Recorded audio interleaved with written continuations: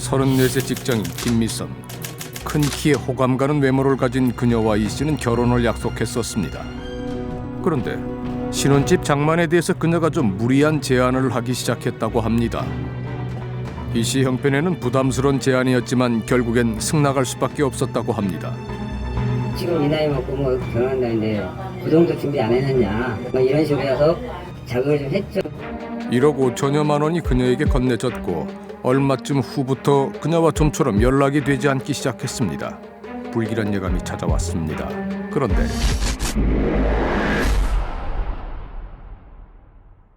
지나가면서 이거다 여기 몇동 저거다 이제 우리 날짜 맞춰서 소스 잘할 거다. 제가 사이트 들어가서 거기 시즌 소주 보는 거 있잖아요. 같은 기동본 일일이 하나씩 다 찾아봤어요. 찾아봐도 없는 거예요. 아버지랑 살고 있다는 집 구매해다 준대. 거기도 들어갔더니 전부 손님. 뭔가 잘못됐다는 사실을 알아챈 이 씨는 약혼녀에게 사실관계를 확인하려고 했지만 오히려 그녀가 협박을 했다고 합니다. 만나자고 해가면서 중간에 이제 막 임신했다는 거 때는. 하지만 임신도 진짜가 아니었습니다. 그는 모든 것이 거짓이라는 사실을 확인하고 경찰에 그녀를 사기죄로 고소했습니다. 그리고 얼마 뒤 한동안 자취를 감췄던 그녀가 경찰 조사를 받고 있다는 소식을 듣고 이 씨는 경찰서를 찾았습니다. 그런데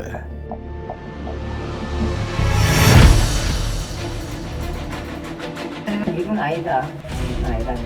그러니까 내가 알고 있던 아니다. 그렇죠. 일단 다른 사람은 이제 거기 진짜 살고 있는 동명이인 사람이라 그랬죠. 황당했죠. 황당했겠죠. 그분도. 나도 마찬가지고.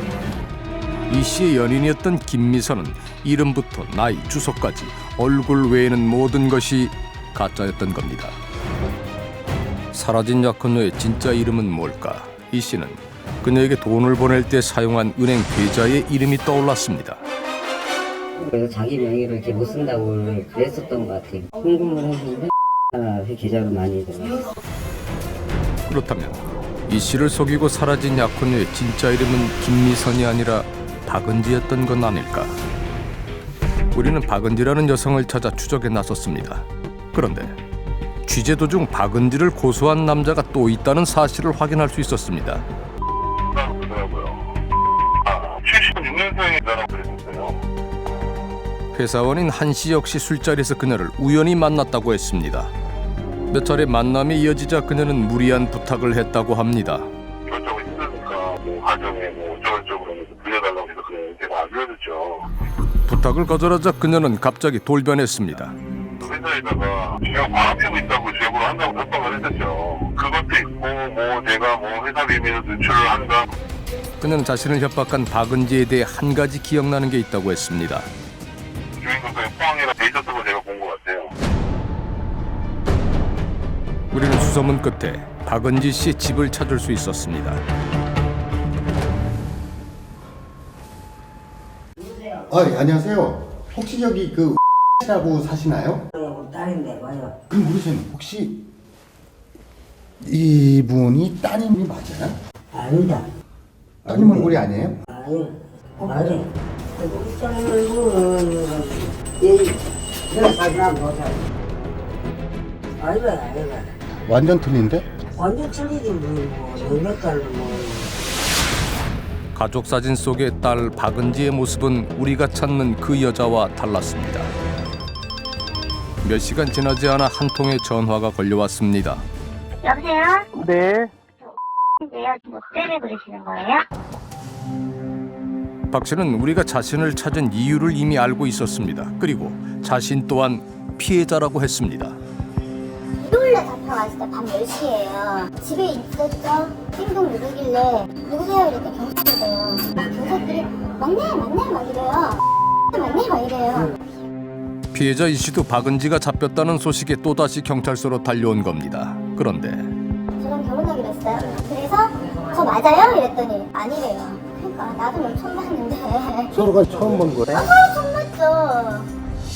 그런데 박 씨는 사진 속 여성을 단번에 알아봤다고 합니다. 그녀는 박 씨가 몇 년 전 일하던 가게에 자주 들르면서 알고 지낸 사이고 자신의 집에 잠시 함께 산 적이 있다고 했습니다. 뭐 연락 서로 안 하고 지내다가 어떻게 하다가 또 전화가 온 거예요. 집에 있는데 자꾸 남자들이 찾아온대요. 왜? 그랬더니 지가 보증금 500을 들내가지고 부동산에서 막 문 딸려고 그러고 막 그래요.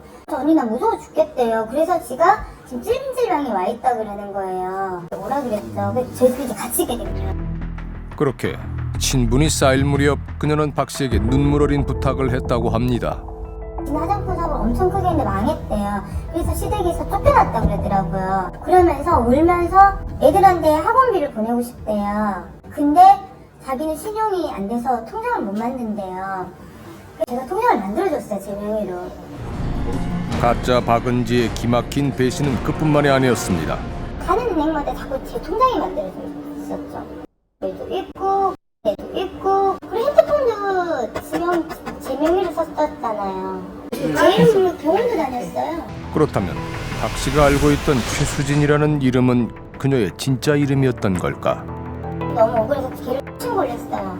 근데 경찰이 답답한 게 누구를 잡아야 될지 모르는 게 나를 수배하면 또 내가 잡힐 거고 내가 알고 있는 건 이고 애는 없는데. 그런데 그리 멀지 않은 곳에서 증발하듯 사라졌던 그녀의 긴 꼬리가 경찰에 잡혔습니다. 동거남으로부터 심한 폭행을 당한 그녀가 스스로 경찰에 신고를 한 겁니다. 그녀는 대담하게도 박은지라는 가짜 이름을 댔습니다.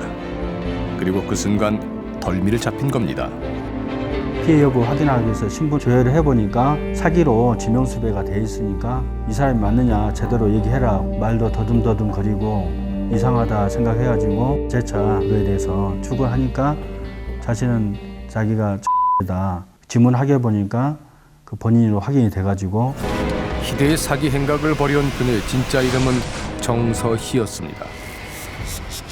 그리고 정여인이 계획한 가짜 인생은 예상했던 것보다 훨씬 치밀했습니다. 전산 조회를 해보니까 씨의 인적사항에 사진만 피의자 의 사진만 부착되어 있는 면허 시험장에서 발급된 것으로 최종 확인되었습니다. 정여인은 왜 이렇게 치밀한 방법으로 자신을 숨기려 한 걸까? 깜짝 놀랐죠. A수배 지명 수배자로 확인이 됐으니까. 다른 것도 아니고 살해 피의자로 확인이 됐던 사람입니다. 발단은 지난 2010년 9월의 어느 새벽 고요하던 주택가의 정막이 깨지면서 시작됐습니다. 신고를 받은 소방대가 재빨리 도착했지만 2층 전체를 휩싸고 있는 불길이 언제 이웃집으로 번질지 모를 긴박한 상황이었습니다. 3분 내지 5분 안에 도착하지 않을까 그런 생각을 해요. 현장에 딱 오는 순간에 벌써 체성기 화재가 돼 있더라고요. 화재에 초기하고 중기 체성기가 있는데 최고의 발화점이라는 것이죠. 화마가 삼키고 간 2층 집안은 삽시간에 잿더미로 바뀌었습니다. 그 중에서도 안방은 분간을 할 수 없을 정도로 새카맣게 타버렸습니다. 그런데 잿두성이 바닥 위에서 참혹한 모습의 시신 한 구가 발견됐습니다. 바로 정여인의 어머니였습니다. 간밤에 무슨 일이 있었던 걸까? 경찰은 정여인을 불러 조사를 시작했다고 합니다. 엄마한테 연락이 와서 택시 타고 와라 보고 싶다 라고 해서 곧바로 택시 타고 일산에서 택시 타고 수일이 집까지 오게 된 거죠. 밤 10시쯤에 도착한 걸로 기억을 하는데요. 가변 술자리를 가진 후에 어머니는 안방에서 자신과 딸은 작은 방에서 각자 잠을 청했다고 했습니다. 그런데 잠이 들었다가 어린 딸이 일어나가지고 칭얼대길래 그래서 잠에서 깼다는 거예요. 깨어보니까 연기가 이렇게 피어나길래 문을 이렇게 열어보니 불이 이미 많이 번진 상태라 거실로는 나갈 수가 없어서 골목길 쪽에 있는 창문을 열고 도와달라고 소리를 쳤대요. 술 기운 때문에 깊게 잠이 들어 불이 난 것을 알아챘을 때는 이미 집안이 불꽃과 연기로 가득한 상태였고 가까스로 딸만 데리고 집안을 빠져나왔다고 했습니다. 그래서 결국 술에 취한 채 안방에서 혼자 잠이 든 어머니만 화마를 피하지 못하고 사망했다는 겁니다. 그렇다면 불은 왜 났던 걸까? 외부에서 이렇게 침했다고 볼 수 있는 것은 없었습니다. 거기에 깔려있던 요가 이제 국부적으로 좀 많이 좀 탔었고요. 그 부위에 담배 계피처럼 생긴 라이터가 있어요. 라이터 잔해가 있었어요. 경찰 조사 당시 정여인은 그날 밤 어머니가 담배를 피우려 했다고 진술한 바 있었습니다. 담배불에 의한 실화 가능성의 무게를 두고 수사를 진행하던 중에 2차 정밀 부검 결과가 나왔습니다. 그날 밤 어머니가 술을 마신 건 확인됐지만 만취 상태는 아니었다는 겁니다. 그리고 시신에서 예상치 못했던 약물이 검출됐습니다. 수면제 성분인 졸피뎀이 검출이 됐거든요. 1.1mg/L 해서 독성 농도입니다. 어머니는 그날 밤 다량의 수면제를 먹어서 옆에서 불이 나는 줄도 모를 만큼 깊은 잠에 빠졌다는 얘기입니다. 심할로는 어머니가 우울증을 앓고 있어서 잠을 잘 못 자니까 수면제를 먹었을 수도 있다라고 이야기를 했던 것 같아요. 정여인의 진술을 토대로 경찰은 어머니의 죽음을 실수로 인해 벌어진 허망한 사고로 잠정 결론을 내렸습니다. 그로부터 5개월 뒤 이른 아침 아파트 화단에서 한 남자가 숨진 채 발견이 됐습니다. 그런데 추락사고가 있었던 곳은 정서희 씨가 살고 있는 집이었습니다. 그리고 베란다 밖으로 떨어진 남자는 바로 그녀의 아버지였습니다. 결혼식 참석차 와 계셨던 건데, 다만 이제 변사자분이 뇌종양 수술을 한 관계로 병원에서 입원 치료 중이셨는데, 이제 외출 형태로 아버님을 그 전날 데리고 와서 이제 집에 모시고 있다가 이런 일이 발생한 거라고 진술하더라고요. 그렇다면 아버지는 왜 새벽녘에 베란다에서 1층 화단으로 떨어졌던 걸까? 자살의 징후나 이런 부분에 대해서는 진술이 없었고요. 다만 아버님이 베란다에서 담배를 이제 줄고 피우셨었는데, 그러니까 폐암을 앓고 있던 아버지가 수술 직후 오랜만에 담배를 피다가 현기증 때문에 중심을 잃고 난간 밖으로 떨어졌을지 모른다는 겁니다. 검사 지휘에 따라 부검은 하지 않았고 아버지의 죽음은 단순 추락사로 마무리됐습니다. 그런데 얼마 후 그녀가 아버지의 사망보험금 1억 원의 지급을 요청했다는 사실이 확인됐습니다. 석연치 않은 점은 아버지가 사망하기 보름 전쯤 수익자가 아버지와 함께 살고 있던 동거녀에서 정여인으로 변경됐다는 겁니다. 수익자 변경 과정에서도 실제로도 원만하게 수익자가 변경이 된 게 아니고, 왜 우리 아버지의 보험 수익금을 당신이 갖느냐, 수익자를 내 앞으로 변경해달라 그래갖고 변경이 된 거예요. 수상한 점은 또 있었습니다. 근데 조사하는 과정에서 어머니 사망 건이 나온 거예요. 그 당시에 7천만 원 정도가 지급이 나온 걸로 전산에서 확인이 되더라고요. 보험사로부터 수사 의뢰를 받은 경찰은 부부 연쇄 사망 사건에 강한 의문을 품었습니다. 냄새가 난다, 그런 느낌이 딱 들었어요. 보험금을 노린 그런 보험제다, 그런 냄새죠. 3년 전 여름 경찰 조사를 받던 중 정여인은 SBS 취재진과의 인터뷰에 응한 적이 있었습니다. 씨세요? 그녀는 모든 건 오해라고 했습니다. 그녀는 사고가 있기 전에 아버지의 보험금 수익자를 변경한 건 자신의 뜻이 아니었다고 했습니다. 폐암인 줄 알게 된 다음에 버렸어요. 그러니까 바꿔준 이유가 그날 내쫓은 날이었어요. 짐 싸가지고 내쫓으면서 가져가, 이런 식이었어요. 먹고 떨어져, 뛰어낼 생각이었던 거죠. 그녀의 말은 사실일까? 폐암에 들어 쫓겨나온 게 아니고, 이 여자가 찾아가서 이간질을 많이 했어요. 아버지 폐암 진단 받고 이 여자가 그때부터 동건이한테 집요하게 전화 통화를 해대요. 하루에도 수십 번씩. 동건이가 문을 닫고 다른 데 가버리면 열쇠공을 불러서 따고 집에 들어가서 그 집에 들어가 있고, 그 정도로 집요했죠. 그녀가 사건이 일어나기 전 보험 상품 정보와 지급 내용을 확인한 정황도 포착이 됐습니다. 상당한 채무액이 있어요. 엄마 사망한 시점에는 약 한 3억 4천, 아버지 사망한 무렵에는 약 4억 얼마 정도. 아마 사채업자에서도 이렇게 돈을 많이 빌려 사채업자들이 찾아온 걸로 알고 있어요. 이에 대해 그녀는 당시에 돈이 필요했던 건 맞지만 부모님의 사망 사고와는 무관하다고 선을 그었습니다. 두 분의 죽음은 복잡한 가정사를 알아야만 이해할 수 있을 거라고 설명했습니다. 엄마 아빠가 정말 이혼뿐만이 아니라 되게 비정상적인 가정이었어요. 엄마는 우울증에다가 의부증이 좀 심했던 것 같아요, 남자들한테. 몇 번은 재혼했을 때는 잘 살려고 노력을 했었는데 되게 두들겨 맞은 적도 있나 봐요. 폭행을 당한 적도. 심각한 우울증의 수면장애까지 겪던 어머니는 종종 수면제를 복용했고 그 때문에 그날 사고를 피할 수 없었다는 얘기입니다. 그런데 수면제를 처방받은 내역이 있는지 확인해봤더니 사망자는 처방받은 내역이 없고요. 딸이 2회에 걸쳐서 처방받은 사실이 확인됐었죠. 사망 당시 어머니가 먹은 것으로 추정되는 수면제 양도 어딘가 미심쩍습니다. 통상적으로 졸피뎀은 치료 농도가 0.08에서 0.3 mg per 리터인데 이분은 지금 1.1이 나왔거든요. 거의 4배지 않습니까? 거의 치사 농도에 해당한다. 사건 초기 경찰은 발화의 원인을 명확히 밝히지 못했습니다. 유일한 목격자인 정여인의 진술을 토대로 담뱃불에 의한 실화의 가능성에 무게를 뒀습니다. 그리고 발화 지점 가까이에서 라이터도 발견이 됐습니다. 근데 담배꽁초에서 불은 납니다. 보통 우리가 길 가다 보면 쓰레기통에서 담배꽁초에서 불 나는 게 많지 않습니까? 그런데 이제 적절하게 이제 바람이 불어줘야만 불이 잘 붙는데 이러한 경우에서는 지금 무풍 상태라고 보고 또 가연물 자체가 이불이기 때문에 이불에서 담배꽁초 떨어져서 불 날 수 있는 가능성들은 좀 희박하다고 볼 수가 있어요. 재수사를 담당한 경찰은 아버지 추락사도 원점에서 재검토했습니다. 이쪽이 이제 누워있었던 장소예요. 아버지가 덮었던 걸로 추정되면 이제 이불이 이쪽 베란다 쪽으로 나와 있는 거죠. 아버지는 사고 당일 병원에서 휠체어를 타고 외박을 나와 정여인의 집 거실에서 잠을 잤습니다. 폐암이 뇌로 전이돼 열흘 전 뇌수술까지 받은 상태였습니다.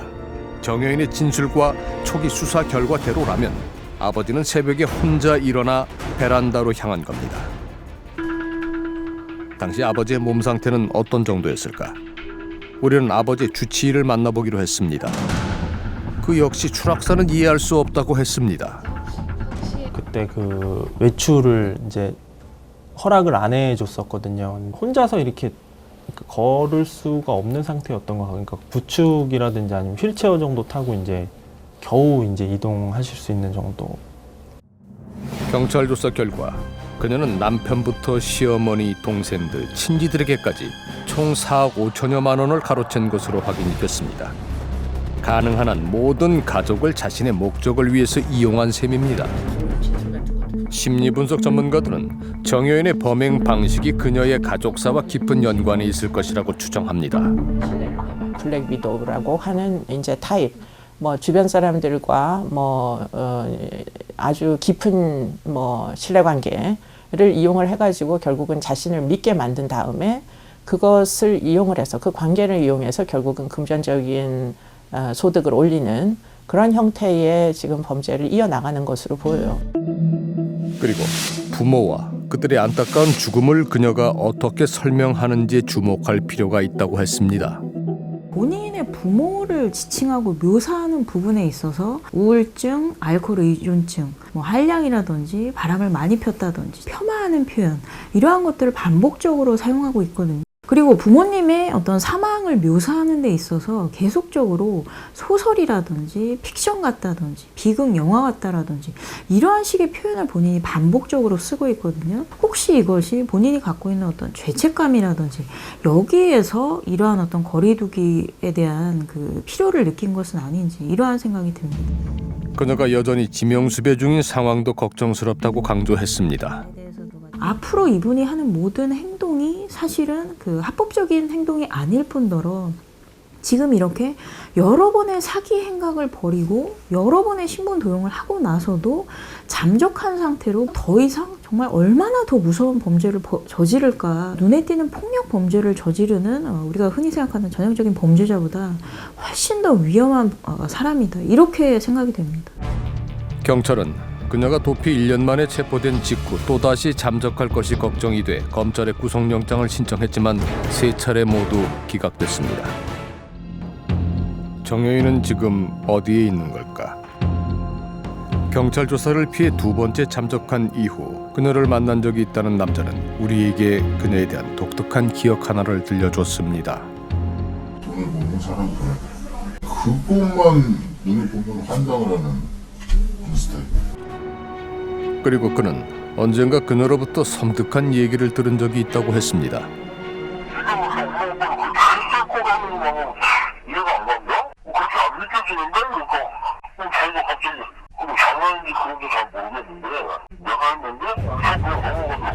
내가 했는데 그랬다고요? 내가 했는데? 지독하게 잔인한 농담인 걸까? 은연중에 나온 살인에 대한 고백인 걸까? 묘한 얘기를 남기고 그녀는 떠났습니다. 그리고 한참 동안 연락이 없던 그녀가 마지막 인사를 건네왔다고 합니다. 봉사인가? 봉사인가? 좀 전화가 한번 왔었어요. 그게 언제쯤입니까, 대략?